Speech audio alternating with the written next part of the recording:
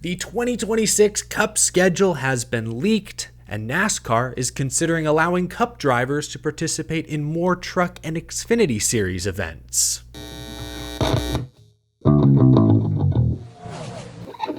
How's it going, y'all? My name is Eric. Welcome to Out of the Groove. We have so much to get to. In case you missed it, earlier today, NASCAR President Steve O'Donnell joined the show. Asked him a ton of different questions, covered a variety of topics. We're going to react to a few of his most interesting quotes in this video, but if you'd like to check out the full conversation, click the link down in the description below. Let's start with some NASCAR 25 video game screenshots. We are less than 2 months away from NASCAR's first console video game release in several years. Love seeing that little Cletus McFarland cameo there. Cool to see more and more details coming out, hopefully gameplay coming soon. In other news, in real world NASCAR news, Connor Zilisch, who suffered a broken collarbone less than 2 weeks ago, had surgery to have a plate put in to hopefully speed up the recovery process. He's on the entry list for this weekend's Xfinity Series race at Daytona, and reporters have confirmed with Junior Motorsports that's not a mistake. It is still early in the week. That entry list could change. In fact, Trackhouse owner Justin Marks said that Connor Zilisch could be a game time decision this Friday night. But it sounds like there is a realistic chance Connor Zilisch gets back behind the wheel at Daytona without missing a single race. I love the enthusiasm. I love how seriously he's taking this Xfinity Series, not just the championship fight, but the regular season championship fight. Zilisch has a 7-point lead over Allgaier. Winning the regular season title as a rookie not only is a huge accomplishment, but it also pays several bonus points that can be used throughout every single round of the playoffs. So I understand and respect Zilisch for wanting to get back in the car quickly, but that being said, I would not risk it. Even if Connor Zilisch is feeling 100% this week, I would sit out Daytona. Daytona is a monster. There's a high chance of crashing, and if you do crash, there's a good chance you could crash hard. Zilisch suffered a back injury just a few months ago at Talladega. Even if he's feeling good, I wouldn't risk it. Sit this race out. You'll be granted a playoff waiver, no doubt. Then go win Portland. Portland is on deck. You can make up whatever points you may lose at Daytona by winning Portland the following week. That's my takeaway, but obviously I'm not Connor Zilisch. I'm no doctor even. Perhaps there is little risk involved with running Daytona this Friday night, but I don't know. I don't believe it. Respect Zilisch for being aggressive, for wanting to get back in the seat, and maybe we'll see him race Friday night. Again, Justin Marks, Trackhouse, says this is a game time decision. We'll see, but for now at least, there appears to be a realistic chance Connor Zilisch is racing at Daytona this Friday night. Wouldn't miss a single race. That's something. Jordan Bianchi of The Athletic has done it again. He's gotten his hands on the full 2026 Cup Series schedule early. He just shared the full schedule on The Athletic. I'll link that down in the description below. I'm not going to go through every single race because I think the full Truck, Xfinity, and Cup schedules could be released as soon as tomorrow. We'll break everything down then, but if you want to see Bianchi's Cup Series schedule report, click the link down below. There aren't a ton of huge surprises. Most of the big events have already been reported on. Like we know Homestead is the finale. We know Bowman Gray is hosting the Clash. We know about San Diego. Dover All-Star Weekend apparently is real. I still think that makes no sense. I feel for Dover fans to go from 2 points races a year not that long ago to 1 to now just an exhibition race. Dover doesn't even make sense to me as an all-star venue. What, we're going to run the all-star race in broad daylight? Bianchi reports North Wilkesboro Speedway is getting a points date in July. That's cool and all, but I'll miss seeing North Wilkesboro host the All-Star race. That track made the All-Star race feel like something, finally, at long last. All-Star race at Dover, it just sounds like filler, in my opinion. I'm sorry. I'm sure Dover fans are going to show up. They're going to support their local track. At least the race won't be in July. Maybe won't be quite as hot outside. I'm sure some fans would appreciate that. But to go from 2 points races to 0, now just an abbreviated exhibition, I don't know. That doesn't feel like they're paying Dover the respect it deserves. That's my take. The other surprise in here from Bianchi's report is that Watkins Glen has been moved to May 10th specifically. Now there's a second off weekend in August after the Brickyard 400. I think many in the industry would greatly appreciate that, but Watkins Glen in May, going to be interesting for sure. But those are the few surprises, I guess, in this report. Most everything else has already been leaked or reported on or announced. We'll talk about the full 2026 NASCAR schedule once it's released, likely in the coming days. Earlier today, I uploaded a 30-plus minute interview with NASCAR President Steve O'Donnell. I appreciate those of you who've checked it out. I want to react to a couple of his most interesting comments. First and foremost, though, I do want to give O'Donnell and NASCAR more broadly some credit. Obviously, they have to be careful about what they say, how much they share, considering their many partners, different stakeholders, etc. But the fact that they would let their president come on my show and answer my questions.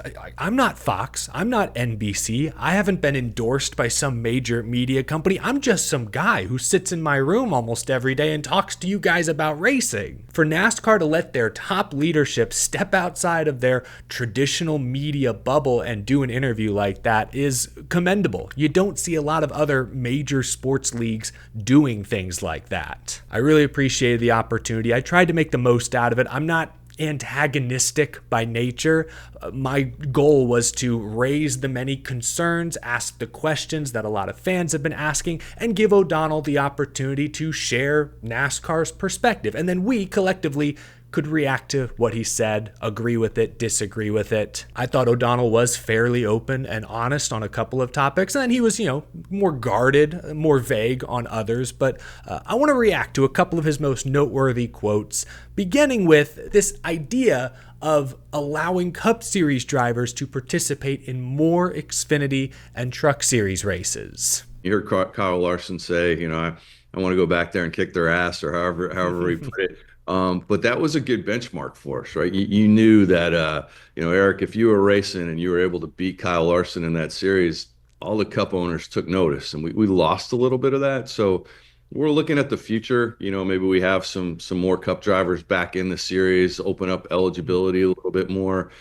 Still trying to figure that out. But I think that's where the series was really clicking, where you had rising stars, getting their names out there, but also being able to showcase their skills against some of the Cup guys every now and then. So right now, generally speaking, Cup Series drivers are allowed to run 5 Xfinity and 5 Truck Series races per season. They can't run playoff races, and there are certain, one-off promotional races they're barred from as well. It's a far cry from where NASCAR was 20 years ago, when Cup Series regulars like Kevin Harvick, Kyle Busch, Carl Edwards were not only running the full Cup schedule, but were also running the full Xfinity schedule and were even eligible for and winning Xfinity Series championships. The past couple decades, NASCAR's gotten away from that, placed more restrictions. Right now is the strictest it's ever been. 5 races per series, per season. Now they're considering opening that up a bit more. I don't think O'Donnell is suggesting we return to 2005.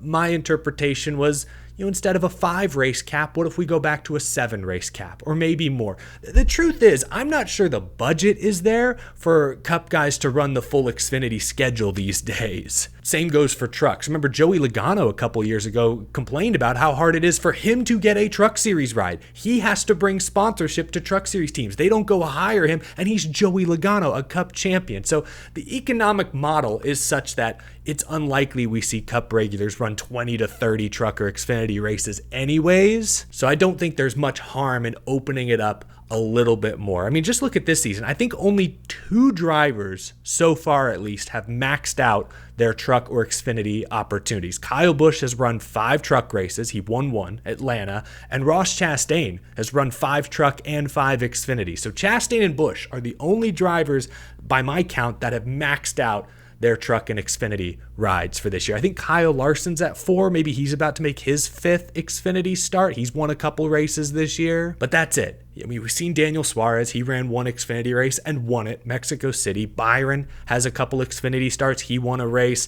By my count, 5 Xfinity races, just 5 Xfinity races have been won by Cup guys this year. Only 3 truck races have been won by Cup Series regulars. I don't personally see the harm in allowing a couple more starts per series, but I certainly don't want to see things go back to how they were 20 years ago. I don't think guys should be eligible for multiple championships for starters. It feels like this is something either the CW or O'Reilly Auto Parts are pushing for. The Xfinity Series has seen a huge boost this year. Being on broadcast TV, the CW takes it seriously, promotes the heck out of it. Almost every Xfinity race has earned over 1 million average viewers. That's a huge deal. That's a big number. O'Donnell told me today NASCAR's putting more emphasis on growing that series, and some of that could just be, hey, O'Reilly Auto Parts just announced their deal with the series this week, so it's fresh on everyone's mind. But I wouldn't be surprised if O'Reilly Auto Parts, maybe the CW, are pushing to get a few more big Cup Series names in a few more races, hoping it continues to drive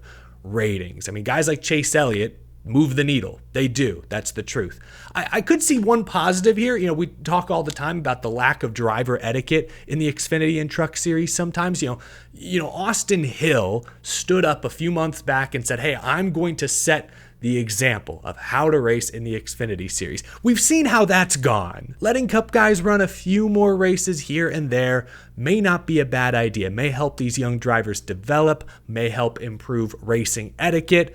A lot of maybes there, but those are possibilities. So I don't hate this idea of allowing a few more Cup guys to run Xfinity and Truck Series races. We can't go back to 2006 though. That's all I'm asking for. I also want to bring up this clip where O'Donnell suggested NASCAR may test future playoff format changes on the Truck and Xfinity Series first before bringing them to Cup. The decisions are going to be, do you put something immediately in the Cup Series? Do you try something around, next year's O'Reilly Auto Parts Series in the trucks? Do you try 3 different things? Most sports, right, will look at, hey, let's try this in AAA baseball. And if it works, great. If we want to tweak it, okay, let's make those tweaks and then put it to the next level. We've historically not done that. I will say, if we stay status quo and don't do anything in all 3 series, there's got to be a pretty good explanation as to why, and to who we spoke to. But there is some momentum to try some things for sure. I think you'll see that. I don't have the final answer yet, but I can assure the fans that there's been a lot of really good debate, a lot of things to think through. He referenced minor league baseball there. A perfect example would be the pitch clock. They first tested that out in the minor leagues, was successful there, so they brought it to the major leagues, where I think it's been fairly successful. I like that comparison. My only concern is that minor league baseball games are not nationally televised in front of 1 million people, the way Xfinity Series races are. I don't hate the idea of testing a new format in Xfinity or trucks first, but I do worry about it potentially confusing the general audience. Suddenly we have 2 or 3 different formats all at once across NASCAR's top 3 series, even just for 1 year. I don't love that. From a messaging standpoint, maybe this would work. Say they introduce a new Xfinity Series format or a new O'Reilly Auto Parts Series format. We're going to talk about it. We're going to overreact to it. We are going to dissect it. Some fans will hate it. Some fans might like it. But at the end of the day, it's the Xfinity Series. Winning an Xfinity Series championship is a huge accomplishment, huge deal, but the average fan isn't scrutinizing the Xfinity Series championship fight the way they scrutinize the Cup Series championship fight. Let's say they try a new format in Xfinity and it's a huge hit. Balances consistency with some late season drama. Everyone feels good, feels like the guys fighting it out are legitimate championship contenders. If you have a year of proof, it might be easier to sell that new format to Cup Series fans. So I could see a world where the messaging makes sense doing it this way, but I don't know. In my opinion, there's enough info out there already. There's enough brain power to come up with a new Cup Series format right now. I worry having multiple formats across multiple series, even for just one season, might confuse the average fan further. I could see a route where this strategy makes sense, but I'm a little concerned. We covered a lot of ground in this interview, from the likelihood of increasing horsepower at select tracks, O'Donnell's emphasis on Goodyear continuing to be aggressive with their softer tire compounds, talked about engines, how that can be a hurdle for new manufacturers trying to enter the sport, possibility even of different OEMs one day running different power units altogether. O'Donnell said straight up that is on the table. That is something they are talking about for the future. I thought that was very interesting. He did say some things about maybe tweaking the Xfinity car platform, which I didn't love to hear, because I think the current Xfinity series racing product is maybe the best in the sport. But I will say one big takeaway I got from this interview was that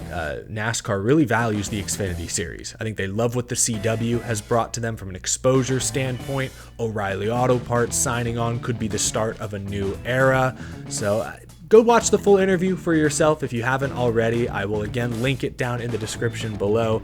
I asked the questions, he gave me answers. Now we're reacting to those answers together. Let me know if you liked some of what Steve O'Donnell had to say. Do you like the idea of Cup guys making a couple more Xfinity and Truck Series starts? Do you like the idea of testing a playoff format in the lower ranks before graduating it to Cup? Let me know what you think down in the comment section below. That's going to do it. Been a busy day, busy week. I'll see you again in the next video, folks. Thank you for watching.